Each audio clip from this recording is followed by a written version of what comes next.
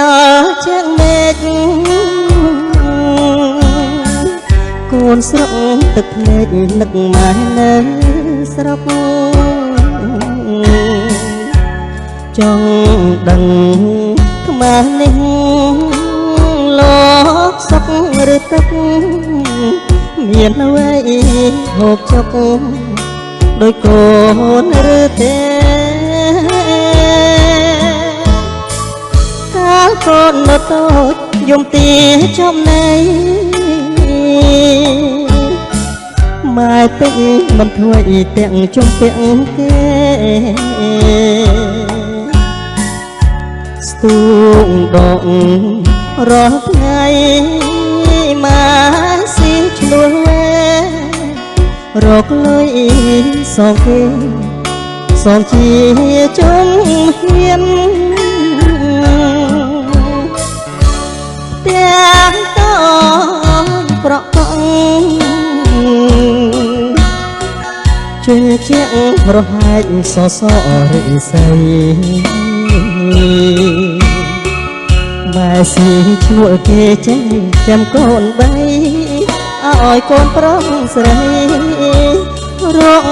ណាស់បានសុខពេលហូបមានតិចម៉ែតែងក្របទុកម៉ែទ្រាំអោបទុកប្រាប់ថាមិនឃ្លាន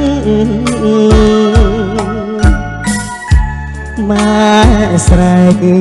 បងខំឲ្យកូនញ៉ាំភ្លាមការពិតម៉ែឃ្លានម៉ែហេវស្ទើរខ្សែ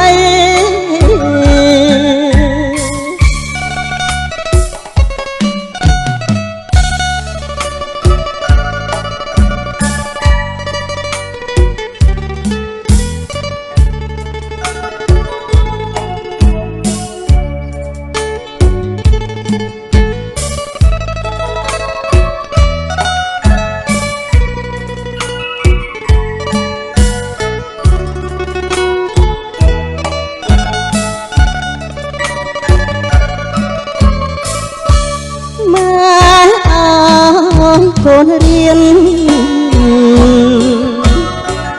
ចំណេះដោយស្ពានឆ្លងផុតទុនលេ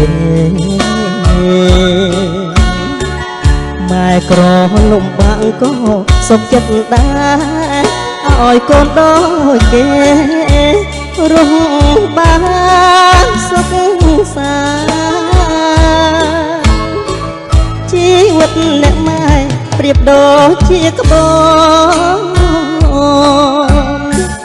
ចំឡងគ្រប់កូនប្រាថ្នាឲ្យបានឲ្យរស់បានសុខ